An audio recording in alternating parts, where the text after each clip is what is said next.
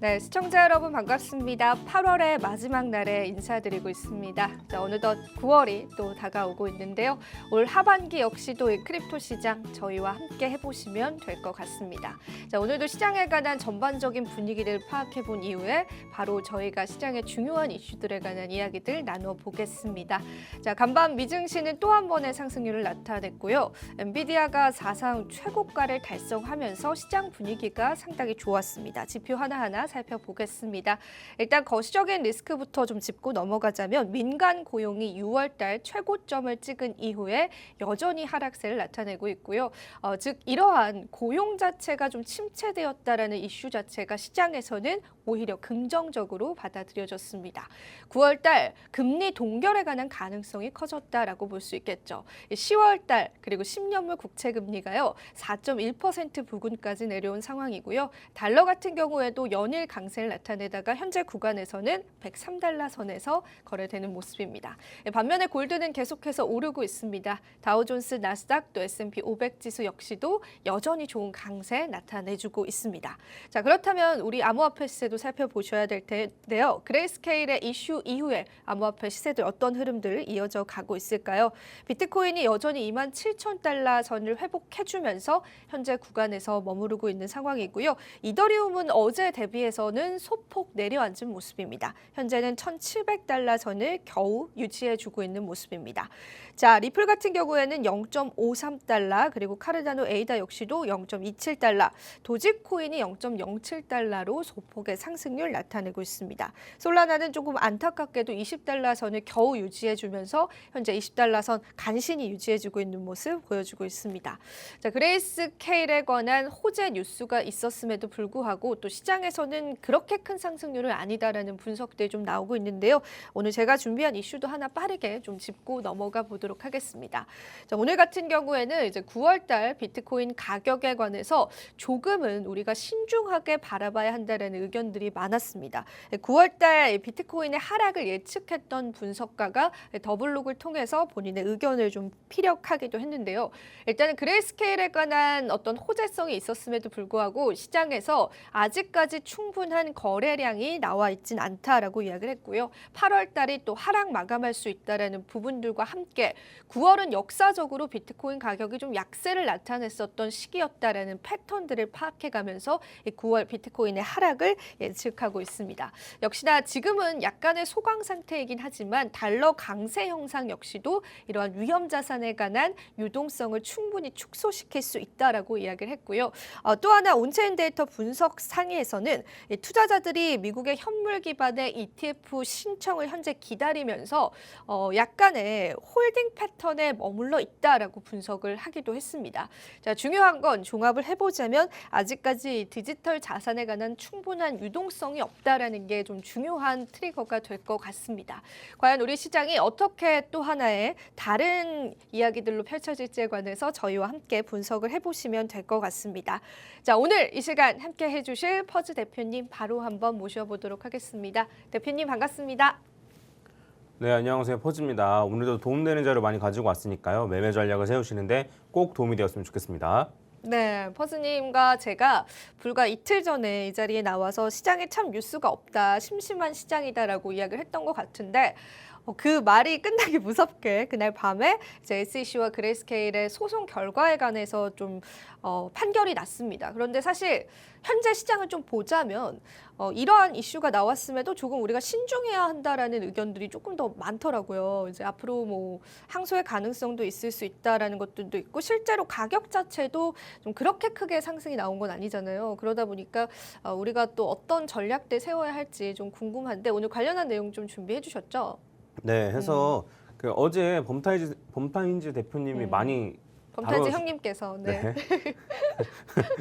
그 자세히 달아주셨더라고요. 맞아요. 그래서 네. 제가 뭐 엄청나게 자세히 다룰 필요는 없을 것 같고 다만 이제 이게 어떤 식으로 받아들여지는지 그다음에 제 의견 조금 더 해가지고 간단하게 정리를 좀 하도록 하겠습니다. 네. 그 일단 그레이스케일의 입장을 조금 얘기를 해보자면 그레이스케일은 돈을 벌어야만 되는 입장이에요. 그렇죠. 네. 네, 그래서 모기업인 이제 DCG가 거의 뭐 파산 직전이었었기 때문에 무조건 돈을 벌어야 되는 그런 상황이었는데 그래야지 돈을 벌어야지 뭐 모기업한테 좀 빌려줄 수도 있고 뭐 배당으로 줄 수도 있고 뭐 하는 건데 어쨌든 이게 그레이스케일이 요 GBTC 그러니까 신탁 상품이 그 이제 환매가 되지 않으면서 그렇죠. 그 사람 이거 수익을 거두지 못하고 있는 상황이었어요. 그러니까요. 네. 그래서 이게 어쨌든 빨랑 요게 현물 ETF로 전환이 돼야지 되는 상황이었는데 계속 SEC가 거절하는 거예요. 거절했었는데 그 SEC가 거절한 이유를 아무도 이해 못해요.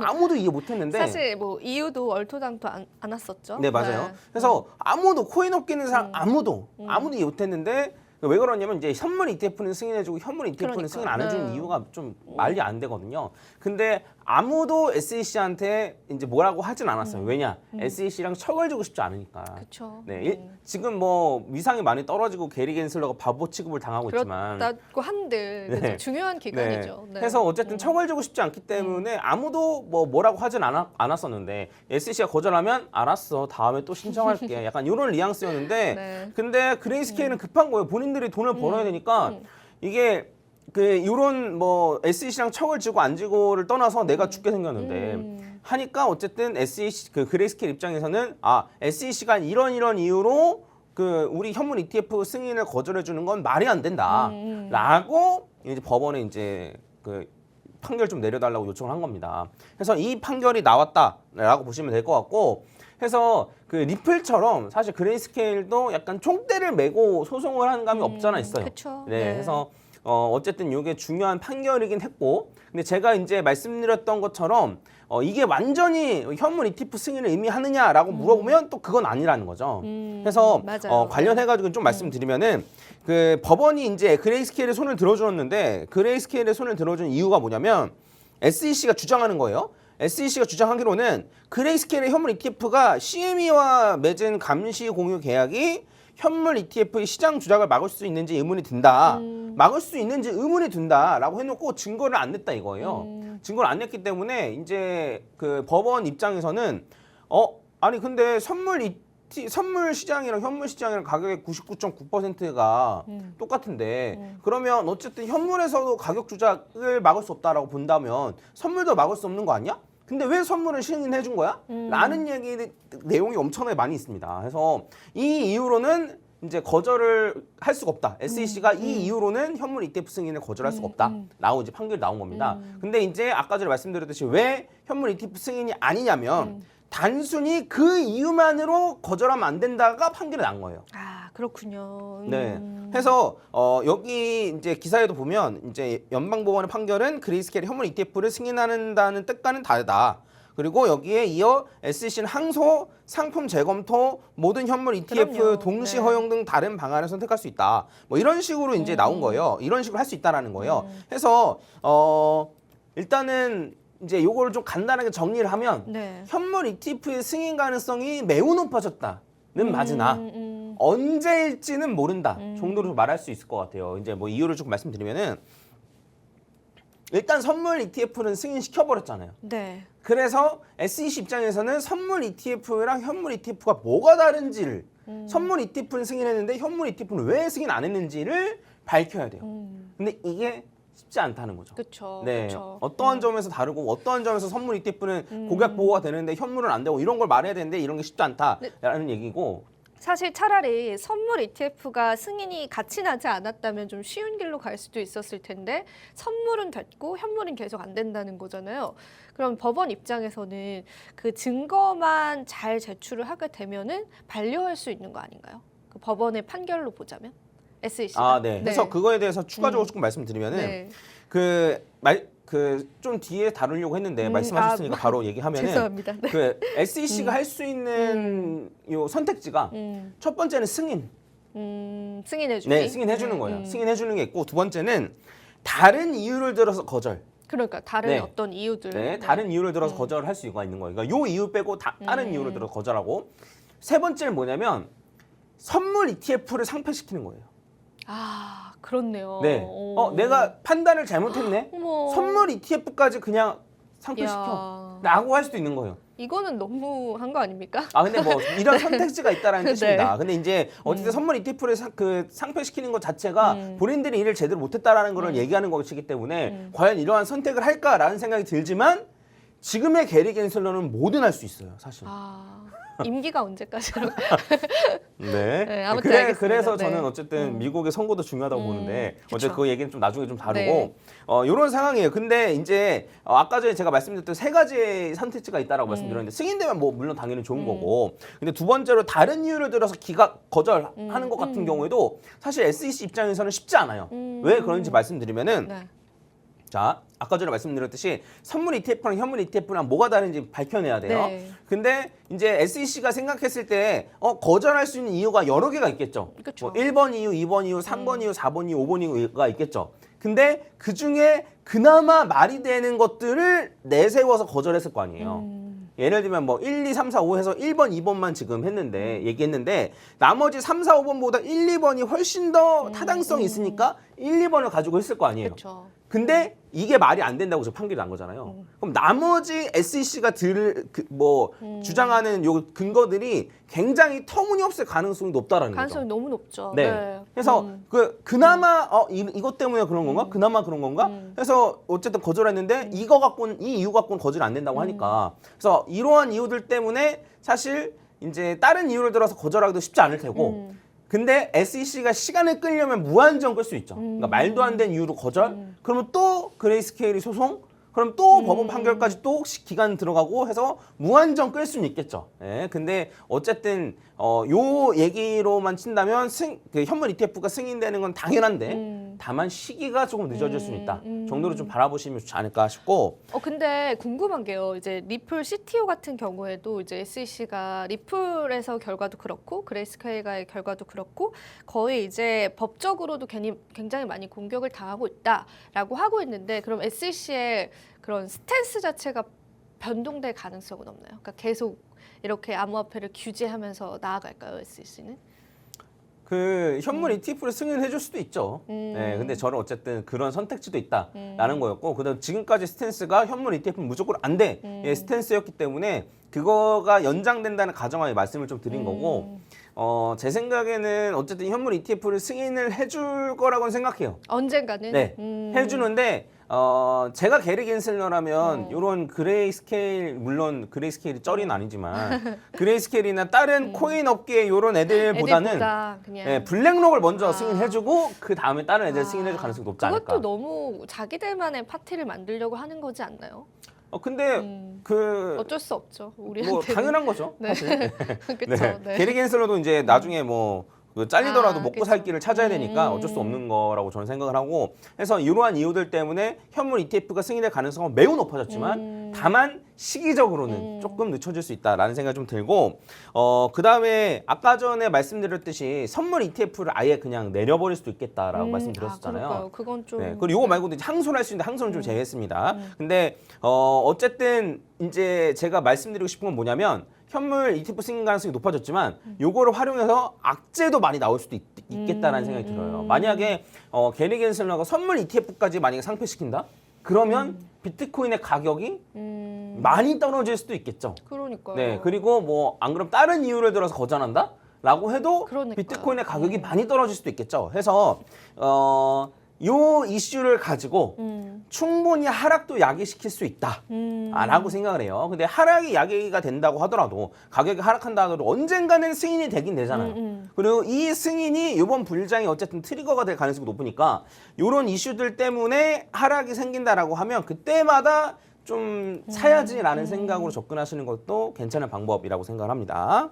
네, 그렇습니다. 사실 그레이스케일 승소에 관한 정확한 의미들은 또 이제 전문가님들마다 의견이 다를 수 있는데 사실 이 승소 자체가 뭐 ETF를 승인해라라는 그런 의미가 아니기 때문에 SEC 입장에서는 또 다른 이유들을 만들어내면서 충분히 현물 ETF를 거절할 수 있는 가능성이 있습니다. 그렇게 되면은 그러한 요소들 자체가 우리 시장에 계속해서 악재로 좀 작용이 될 텐데 또 어떤 면에서 봤을 때는 계속해서 좀 대비를 해야 하는 시점인 것 것 같습니다. 언제쯤 승인이 나게 될까 좀 월가 분석가들은 올해 승인 날 가능성이 70%다라고 좀 내다보고 있긴 한데 내년까지 이어질 가능성도 있기 때문에 조금 더 신중하게 기다려 봐야 되지 않을까 싶습니다. 자, 그러면은 사실 저희가 대기실에서도 이야기를 했지만 자, 캐시 우드 언니가 정말 정말 투자를 잘한다 이런 이야기 했잖아요. 이제 수익률이 좀 꽤 되실 텐데 GBTC의 역프리미엄도 또 어떤 변동이 있었는지 한번 살펴볼까요? 그 우연히도 저희가 최근에 다뤘잖아요. 그 그러니까요, 내용을. 참. 네, 해서 그 그레이스케일의 GBTC가 있는데, 그러니까 그레이스케일이 이제 운영하는 신탁 상품인 거죠.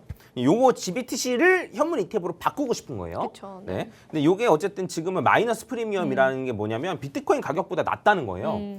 해서 이게 언제 현금화를 할 수 있을지 모르니까 싼 값에라도 막 파는 거예요, 사람들이. 그래서 이제 마이너스 프리미엄이 붙었었는데, 그래서 그 가장 최근에 제가 이제 준비해 왔을 때는 마이너스 프리미엄이 뭐 26.5%다. 라고 기사가 떴고 실제로 제가 찾아보니까 마이너스 25% 정도였는데 그 어제 기준, 어제 기준을 봤을 때는 마이너스 18%까지 줄어들었습니다. 이야, 너무 줄어들었네요. 네, 그리고 우와. 말씀하신 대로 이제 캐시우드 이모님이 이모님, 이모님 할머님. 같은 경우에는 마이너스 프리미엄이 45%일 때 네. 해서 그냥 비트코인의 가격이 그대로였어도 그냥 앉아서 지금 25%를 본 거예요. 그러니까요. 참 대단해요. 그죠? 네, 근데 이제 GBTC를 저희는 사실 사기 쉽지 않거든요. 그리고 또 바꿀 수 없잖아요. 네, 지금은 네, 어쨌든. 네. 그래서 네, 어쨌든 요거는 기간만이 할 수 있는 고래만이 할 수 있는 요건 방법이긴 해서 뭐 너무 아쉬워하실 필요는 없을 것 같고 그 추가적으로 조금 얘기하면은 그 요 그레이스케일에서 GBTC를 갖고 있는 요 회사들이 쭉 나열되어 있는데 대부분 보면은 진짜 개인은 없어요. 그러니까 이제 대부분 뭐 ETF 상품이라든가 안 그러면 뭐 회사라든가 이런 식으로 갖고 있기 때문에 GBTC 마이너스 프리미엄 같은 경우에는 이제 기관 고래가 생각하는 현물 ETF의 승인 가능성이라고 보시면 맞습니다. 그래서 이게 현물 ETF 승인 가능성이 높아지면 높아질수록 요 프리미엄이 줄어들 거예요. 해서 마이너스 10% 정도 안쪽으로 들어오면 조만간 승인된다. 의 관점으로 좀 고래들이나 기관들은 바라보고 있다라고 보시면 될 것 같습니다. 네, 그렇습니다. 일단은 우리가 GBTC의 역프리미엄도 같이 한번 살펴보고 있는 상황이고,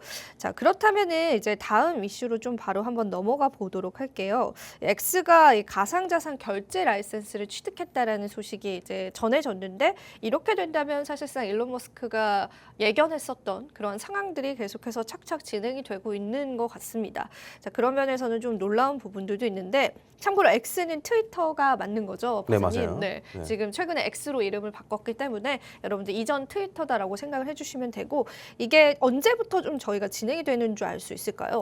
그 단 라이센스를 획득했다라는 것일 뿐 언제 뭘 어떻게 한다는 아직까지는 모르나요? 그러니까 뭐 쉽게 말하면 이제 뭐 제가 뭐 예를 들어 회사를 좀 운영하는데 뭐 요 지금 하고 있는 사업 말고도 예를 들면 뭐 제가 건강식품을 팔고 싶어요. 그러면 라이센스를 좀 미리미리 획득해놓고 다만 사업을 언제 진행할지는 모르고 네, 이런 개념이거든요. 네, 그러니까 그래서 공인중개사 자격증 따놓고 네, 뭐 그런 은퇴해서 거죠. 네네네. 이제 부동산 차리고 네, 약간 언제 이런 할지 안 할지 모르겠지만 안 할 수도 네. 있고. 근데 어쨌든 요 기사가 이제 이게 현물 ETF, 그러니까 그레이스케일이 이겼다라는 그 기사랑 거의 동시에 났어요. 네, 동시에 났는데 그래서 X가 트위터입니다. 그래서 미국 가상자산 결제 라이센스를 획득했고 요 라이센스 같은 경우에는 이제 그 자사 플랫폼을 통한 가상자산 보관, 이전, 거래 수탁을 할 수 있고 이런 거 같은 경우는 일반적으로 거래소나 뭐 지갑 뭐 지갑 업체라든가 뭐 이런 회사들이 주로 취득하는 라이센스다라고 보면 될 것 같고 뭐 제가 이제 행복회로를 조금 돌려보자면 그 트위터 계정을 갖고 있는 사람들은 일단 전부 다 개인 지갑을 가지게 되는 네, 그리고 트위터에서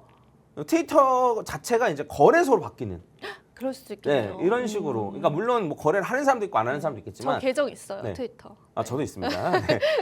네. 그 트위터 계정이 있으면 거래소 그 트위터 안에서 사고 팔고가 다 가능한. 그리고 이제 유료 서비스를 도입하잖아요. X에서 뭐 이제 그 배지 달아주면 뭐 돈 내고 막 이런 게 있는데 그런 것도 다 결제를 할 수 있게끔 코인을 결제할 수 있게끔 해주고 그 다음에 더 나아가서 이게 어쨌든 가짜 계정들을 걸러내려고 일론 머스크가 노력을 많이 했단 말이에요.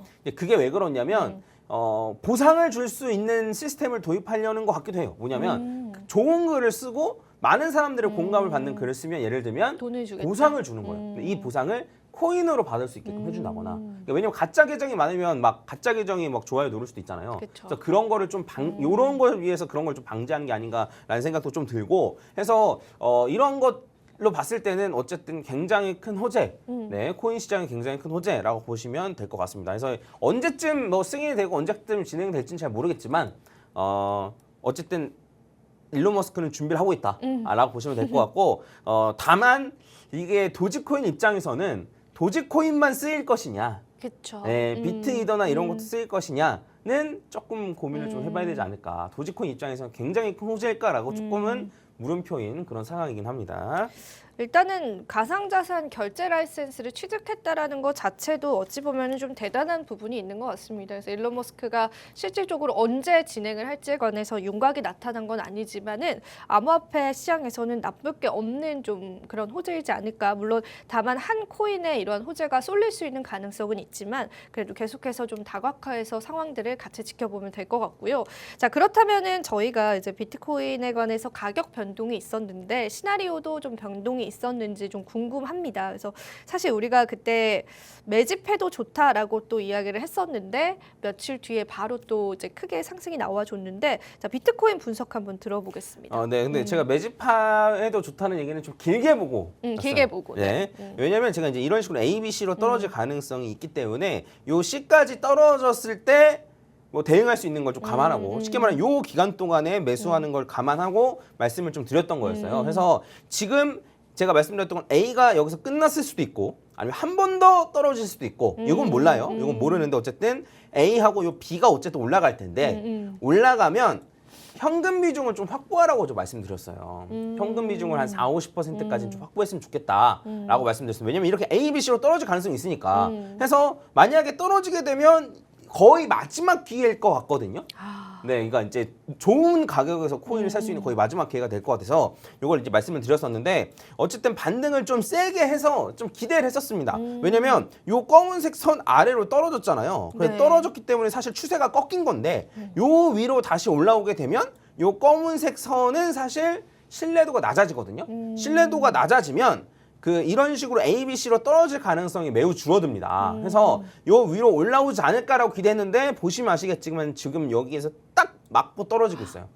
네, 그래서 저는 어쨌든 요렇게 C로 아주 떨어지거나 공교롭게도, 네. 요렇게 한 번 더 떨어진 다음에 올라갔다가 떨어지거나 아니면 지금 어쨌든 이렇게 떨어지거나 어쨌든 떨어질 걸 좀 대비해서 현금 비중을 좀 확보하시면 어떨까라고 생각이 좀 들고 요 자리 같은 경우에는 이제 이건 파동적으로 본 거고 그다음에 볼린저 밴드로 봤을 때도 요 중심선에서 정확히 맞고 떨어지고 있거든요. 요거는 기본 세팅이 20인데 30은 바꾼 세팅입니다. 참고하시고 여기에서 정확히 맞고 떨어졌기 때문에 지금 당장 선을 뚫고 올라갈 필요는 없어요. 근데 어쨌든 뭐 오늘이 됐든 내일이 됐든 한 며칠 안에 요 선을 뚫고 올라와 주기를 조금 바라야 되는 그런 상황이라고 보면 될 것 같습니다. 요 선을 뚫고 올라오면 하락 관점도 파동 관점으로 봤을 때 하락 관점이 많이 사라지고 그다음에 볼린저 밴드로 봤을 때도 중심선을 뚫고 올라오면 상당한 선까지 열려 있거든요. 그래서 일단은 요 선을 뚫고 올라오는지 요걸 좀 확인하시고 만약에 요걸 뚫고 올라오지 못한다라고 하면